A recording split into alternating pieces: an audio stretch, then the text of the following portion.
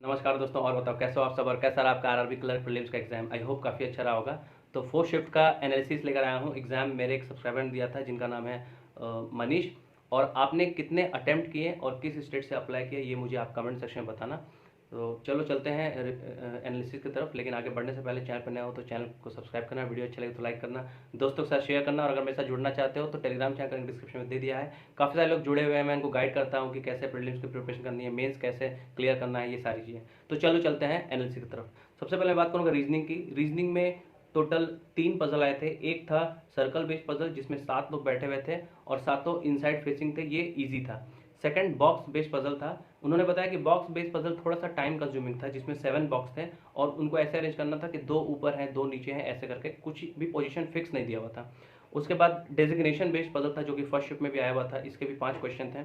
उसके बाद alpha numeric series आई थी 5 क्वेश्चन, जिसमें नंबर और अल्फाबेट होते हैं और जिसमें पूछा जाता है कि लेफ्ट से राइट से 6 नंबर पे कौन है, सेकंड लेफ्ट और राइट से में 8 नंबर पे कौन है, इस तरह के क्वेश्चन आते हैं, वो आया हुआ था। उसके बाद नंबर सीरीज वो 3-3 बंच में जो रहते हैं, जैसे 3, 4, 6, 8, 9, 7, 5, 5, 5, इस तरह से 3-3 पेयर बना होता है 3-3 का।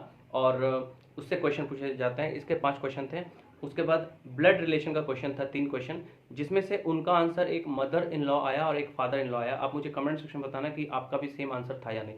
उसके बाद बात करूँ, 2-3 क्वेश्चन सिलॉक्स के थे, 2-3 क्वेश्चन इनइक्वालिटी की थी और एक रैंकिंग वाला, ऑर्डर एंड रैंकिंग वाला एक पजल था जिसमें लेंथ ऑफ रोप दिया हुआ था। और उसके बाद मिसेलेनियस के कुछ क्वेश्चन थे 1-1 मार्क्स वाले, जैसे कि कोडिंग डिकोडिंग 1 मार्क्स का था, एक वर्ड फॉर्मेशन का था। तो ये रहा रीजनिंग का रिव्यू। अब चलते हैं क्वांट में। रीजनिंग का लेवल मैंने उनसे पूछा था, उन्होंने बताया कि रीजनिंग ईजी था। क्वांट के कंपैरिजन में क्वांट थोड़ा सा लेंदी किया गया था। तो देखिए, अगर थर्ड फोर्थ शिफ्ट का पेपर है तो थोड़ा सा आरआरबी लेंदी करता ही है, थोड़ा सा 2-4 क्वेश्चन का अंतर हो जाता है अगर मैं कंपेयर करूँ फर्स्ट शिफ्ट और फोर्थ शिफ्ट में। क्वांट में जो है अप्रोक्सीमेशन के 13 से 14 क्वेश्चन पूछे गए थे। 2 डीआई था, जिसमें से एक बार ग्राफ में डीआई था और एक टेबुलर डीआई था।